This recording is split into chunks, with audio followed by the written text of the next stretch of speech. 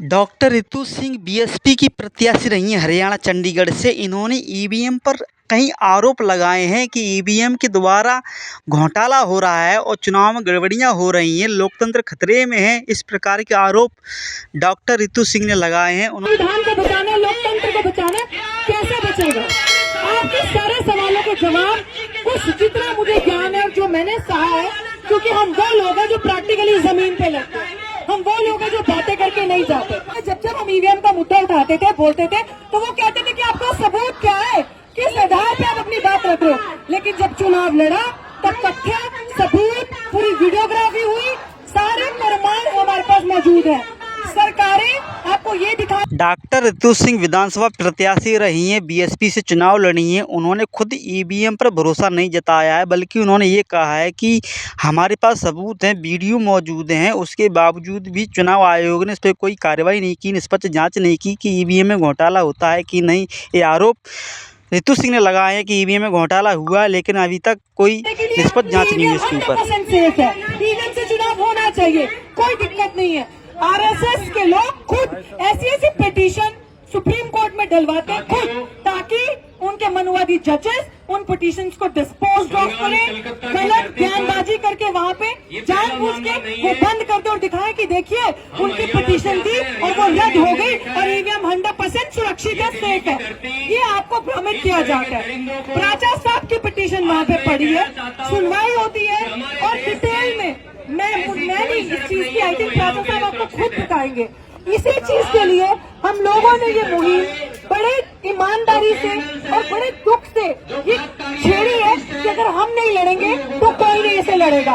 और इस समय, इस पॉइंट में, इस सिचुएशन पे अगर आपको उत्तर प्रदेश में अपनी सरकार चाहिए, ईमानदार लोगों की सरकार चाहिए, अगर आपको दिल्ली में आने वाले चुनाव में अपनी भागीदारी, अपनी सरकार चाहिए, अपने लोग चाहिए, अगर आपको अपने हक अधिकार चाहिए, अगर आप नहीं चाहते कि लोग हिंदू मुसलमान के नाम पे मरे काटे जाएं, आप चाहते हो कि आपकी बहन बेटी सुरक्षित रहे, आप चाहते हो कि बच्चे बहस धर्मों पे ना करें, बच्चे शिक्षा, स्वास्थ्य, रोजगार पे बात हो, इस देश में इन सारे बिंदुओं पे बात की जाए, इस देश में महिलाओं की सुरक्षा पे बात की जाए, इस देश में भुखमरी पे बात की जाए कि अपने पड़ोसी देश से भी भारत सबसे बदतर हो गया भुखमरी। डॉक्टर रितु सिंह ने ईवीएम का विरोध किया है। राष्ट्रीय स्तर पर कई नेता पहले ही विरोध कर चुके हैं ईवीएम का। ईवीएम पर राष्ट्रीय स्तर पर किसी भी नेता को भरोसा नहीं है, बीजेपी को छोड़ा जाए तो। भारतीय जनता को भी ईवीएम पर भरोसा नहीं है। उसके बावजूद भी चुनाव आयोग ईवीएम पर बड़ा एक्शन नहीं ले रहा है, बल्कि जनता ये कह रही है कि बैलेट पेपर से चुनाव होना चाहिए। ईवीएम पर जनता का भरोसा नहीं है। आज के समय में सरकारें स्वास्थ्य सेवाओं पर और रोजगार पर और देश के अंदर भुखमरी पैदा हो रही है, इस पर बिल्कुल भी ध्यान नहीं दे रही हैं। अगर ये नया रिपोर्ट आया है हंगर इंडेक्स रिपोर्ट का, उसके अनुसार भारत की जो स्थिति है 105वें स्थान पर भारत आता है भुखमरी पर। शर्म नहीं आती?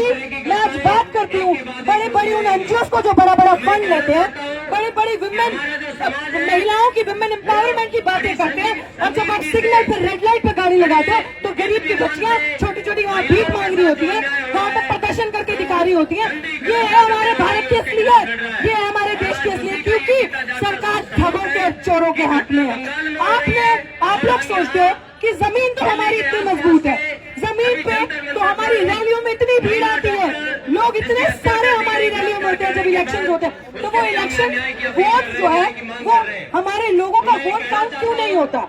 हमें जब वोट देने जाते हैं तो ऐसा क्या होता है कि जिस जगह का किसान इतना परेशान है, जिस जगह पे सबसे ज्यादा प्रताड़ना हरियाणा, पंजाब जैसी जगह पे सरकार ने इतना बद से बदतर सलूक किया, फिर वहाँ पे पंजाब में देखो तो भाजपा का वोट काउंट बढ़ जाता है। डॉक्टर रितु सिंह के अनुसार किसान आंदोलन में किसानों की कितनी दुर्गति की गई थी, बुरी गति की गई थी, उसके बावजूद भी हरियाणा जैसे राज्य में बीजेपी पूर्ण बहुमत में आ रही है। इससे सिद्ध होता है कि ईवीएम में कहीं ना कहीं गड़बड़ी है, नहीं तो किसान लोग कभी भी बीजेपी को वोट नहीं देते हैं। दूसरी बात ये है कि वुमेन्स अधिकारों की बात सरकार करती है, वुमेन्स के आंदोलन करती है, लेकिन चौराहे चौराहे पर देखा जाए तो वही महिलाएँ, वही बच्चियाँ भीख मांगने का काम कर रही हैं। भारत की स्थिति है, देश में भुखमरी पैदा है, लेकिन सरकारें इस पर कोई ध्यान नहीं दे रही हैं। तो पूरी सरकार बन जाती है। उत्तर प्रदेश में आपने देखा कि कैसे लीड ले गई। तो ये सारी चीजें सिर्फ और सिर्फ ईवीएम के तहत हो रही है। और जिन लोगों को ये चीज लग रहा का मसला मेरा क्या करना है? जो पार्टी अभी भी गफलत की नींद में है, जिनको इस चीज का अहंकार है कि अरे हम ईवीएम नहीं ठीक है, क्या सड़कों पे जाएंगे, हमारे पीछे तो इतने लोग हैं, जिन पार्टीज को ये वहम है कि आप संविधान का नाटक करके संविधान की किताबें उठाकर सड़कों पे रैलीज निकालोगे और बोलोगे कि हम संविधान बचाने निकलेंगे और दूसरे का वोट काट के अपनी सरकार बना लेंगे, तो आप सब इस देश की अखंडता को, इस देश को कमजोर कर रहे हो। क्योंकि इस चीज से अगर आपको लग रहा है कि भाजपा आपकी संख्या से डरती है, अगर आपको लग रहा है कि आरएसएस आपकी संख्या ज्यादा आपको जीतने देगी, तो नहीं, वो साम दाम दंड भेद की राजनीति करी है। उसे पता है कि किस तरीके से सत्ता में रहना है, उसे पता है बेईमानी करके, ईवीएम का इस्तेमाल करके, ईवीएम की आपने देखा होगा कि हरियाणा में किस तरीके की वीडियोस वायरल हुई। एक राज्य में, हरियाणा में, एक डिस्ट्रिक्ट में, आप यकीन नहीं मानेंगे, 6:30 बजे तक वोटिंग हो रही थी। वो विधायक वहां का चिल्लाता मर गया कि बेईमानी हो रही है, चोरी हो रही है, देखो अभी तक बूथ खुला और वोटिंग हो रही है।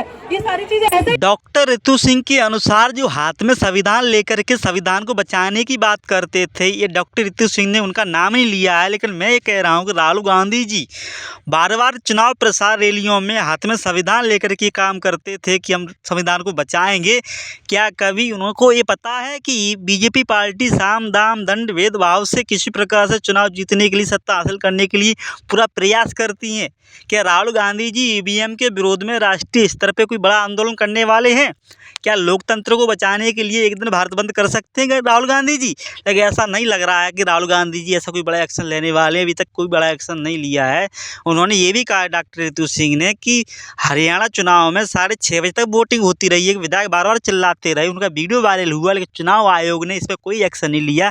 राष्ट्रीय स्तर पर विपक्ष की किसी पार्टी ने कोई बड़ा आंदोलन नहीं किया इस पर। हो जाती है हवा में, कितनी वीडियोस वायरल होती हैं कि ईवीएम सेफ नहीं है। राजा सर को आपने देखा कि लगातार जिस दिन से इस लड़ाई को लड़ रहे हैं, लगातार आवाज उठा रहे हैं आप सबको जागरूक करने के लिए।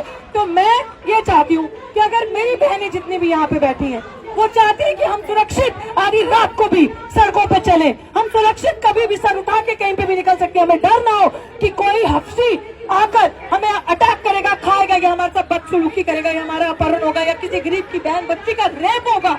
तो आप लोगों को ईवीएम की लड़ाई लड़नी है, क्योंकि most of the things in this country are happening with agenda popular propaganda. सरकार स्टेट स्पॉन्सर्ड रिलीजन बनाती है, स्टेट स्पॉन्सर्ड हेट्रेड जो है वो पैदा करती है, कम्युनल राइट्स जो है वो सरकार खुद पैदा करती है, ताकि आप और हम जैसे लोग ईवीएम के बारे में बात ना करें, आप और हम जैसे लोग रोजगार बेरोजगारी के बारे में बात ना करें, भुखमरी के बारे में बात ना करें, और मुद्दों से भटक जाए और फिर सरकार की पॉपुलर प्रोपेगेंडा हेट का नैरेटिव चला के और अपनी सरकार बना ले, और हम लोग फिर वहां बैठे के बैठे देखते रहे। तो आप मुझे बताएं कि आप सब कितने लोगों के पास युवा खड़े हैं, कितने लोगों के पास सरकारी नौकरी है, कितने लोग, और है किसी के पास सरकारी नौकरी है आप में से? नहीं होगी भाई, हमें पता है, क्योंकि हम जैसे जागरूक लोग इन चीजों को उठाते हैं, इन मुद्दों पे बाहर निकलते हैं। कितने लोग डॉक्टर रितु सिंह ने कहा है कि बहन बेटियों की इज्जत बचाने के लिए, उनकी सुरक्षा करने के लिए ईवीएम का विरोध जरूरी है, ईवीएम को हटाना बहुत ज़रूरी हो गया है। जब तक ईवीएम नहीं हटेगी, सरकार हमारे मूल मुद्दों पर ध्यान नहीं रखेगी। जब तक ईवीएम है, सरकार हमारे मूल मुद्दों को डाइवर्ट करने के लिए ऐसे मुद्दे उठाएगी जिसको जनता की भलाई के लिए कोई इसमें समाधान नहीं है। ऐसे मुद्दे बीजेपी पार्टी उठाने का कोशिश करती है, बल्कि सामाजिक मुद्दे, जनता के जो मुद्दे, उन मुद्दों पर कभी भी बीजेपी ध्यान नहीं दे रही, बीजेपी सरकार ध्यान नहीं दे रही। इसका सबसे बड़ा कारण ईवीएम है। ईवीएम को हटना चाहिए। रोजगार की समस्या है, वो ईवीएम से जुड़ी हुई समस्या है। अगर जनता को ईवीएम पर भरोसा है तो जनता को ईवीएम का विरोध नहीं करना चाहिए। ईवीएम पे जनता का भरोसा नहीं है तो बैलेट पेपर लाना चाहिए। बैलेट पेपर से चुनाव होते तो जनता को बैलेट पेपर पर विश्वास है। दोनों मुकदमे में जेल रही हूँ, हम लोग अदालतों में जाते हैं, इतनी लंबी लंबी डेट मिलती है आपको इस सिस्टम में रहते हुए, क्योंकि सरकारों का जुडिशरी पे प्रेशर है, पूरा कंट्रोल है भाजपा सरकार का। आपको क्या लगता है कि आपको इस सिस्टम में न्याय मिलेगा? आपको क्या लगता है कि आपको जस्टिस मिलेगा इस सिस्टम में? जब तक आप लड़ोगे नहीं। बस हम लोगों का एक ही काम रह गया कि 85% है हम, आज के सेंसस के हिसाब से हम 92.5% है। कहाँ पे हम 92.5%? सड़कों पे है, सरकार हमें बांटती है, वर्गीकरण करके विभाजन किया। हम लोगों को जो हमारा हक है, अधिकार, वो नहीं देना, लेकिन ये बताना कि इसका अधिकार वो खा गया। कितनी 2014 के हिसाब बाद से आपने देखा कि गरीबी, भुखमरी, हेट्रेड, निकम्मापन जितना युवाओं को भड़काना और उग्र का माहौल बढ़ गया। तो मैं डॉक्टर रितु सिंह का कहना है कि हम 85% है, आज की जनसंख्या के हिसाब से हम 92% है, लेकिन दिखाई नहीं दे रहे हैं क्योंकि सरकार हमको बांटने का कार्य कर रही है। कभी वर्गीकरण के नाम पे बंटवारा करती है, कभी ये कहकर बंटवारा करती है कि दलित पिछड़ों का अधिकार खा रहे हैं, पिछड़े दलित का अधिकार खा रहे हैं, दलित पिछड़े मिलकर के मुसलमानों का अधिकार खा रहे हैं। इस प्रकार से सरकार हमको बांटने का कार्य कर रही है। दूसरा आरोप उन्होंने ये लगाया है कि 2014 के बाद सरकार निकम्मी हो चुकी है, भ्रष्टाचार बढ़ा है, बेरोजगारी बढ़ा है, युवाओं को भड़काया जा रहा है। ऐसे आरोप डॉक्टर रितु सिंह ने लगाए हैं। कहीं ना कहीं ईवीएम इसकी जिम्मेदार है। आप देख रहे हैं एबी न्यूज़। मैं प्रदीप कुमार मध्य प्रदेश से। आप चैनल को सब्सक्राइब करें, लाइक करें, कमेंट करें। धन्यवाद।